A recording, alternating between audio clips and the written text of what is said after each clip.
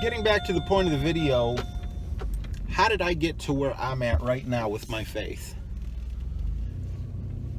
Well, it all started with a simple Facebook post from a very good Christian friend of mine, someone who inspired me to want to get closer to God. First names don't matter. His name was Anthony. He posted something on his wall a day after I prayed for a sign. I was like, God, I want to be closer to you. I'm sorry, guys. I need the sunglasses. The glare is ridiculous. I was like, God, I want to be closer to you. I want to feel your presence. I want to be like Anthony is and his family, or my uncle, who's also my godfather. You know, there's just certain people that you're around and they make you feel closer to God. And I'm like, I want to experience that with you. I don't just want to believe in you. I want to have a relationship with you, like it says in the Bible. The very next morning, I wake up, I got a smartphone. That's what I'm recording on, although this was years ago. Probably had like the iPhone 3 or something like that. And maybe I even hopped on a laptop. Oh well, I'm getting off track again.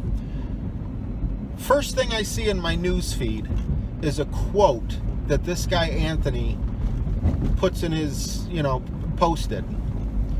And it said, paraphrasing, I have many blessings for you, but there are some things in your life that you're comfortable with that I'm not so comfortable with.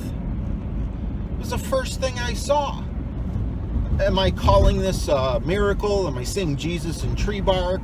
No, but it's like, it did feel like it was meant for me to see it.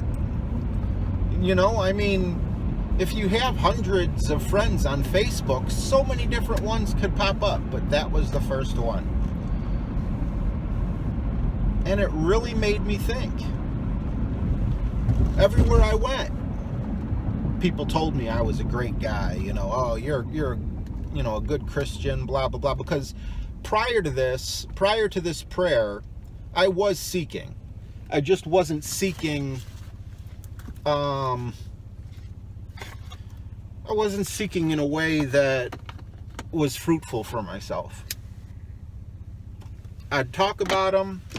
I wasn't afraid to talk about them. Never talk about religion and politics. Wherever you are, whether it's at a bar, whether it's at a family outing, whatever it could be at. But I would love to talk about it, So that got me this label of I'm a good person, and I took that label and I ran with it. I believed it. These people calling me a good person and everything.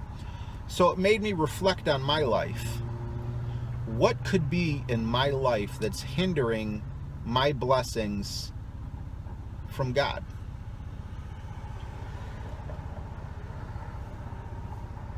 I didn't know right off the bat, but I knew there was something.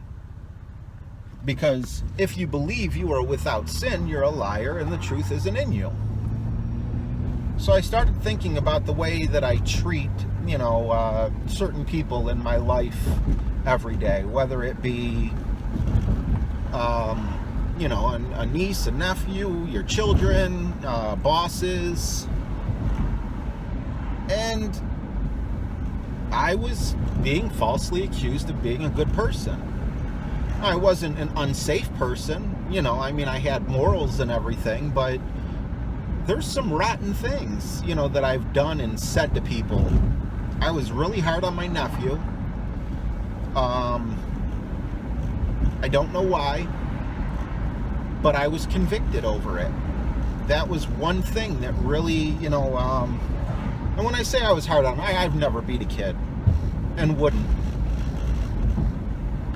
But I had a short fuse when it came to him. He was probably like 5-6 years old.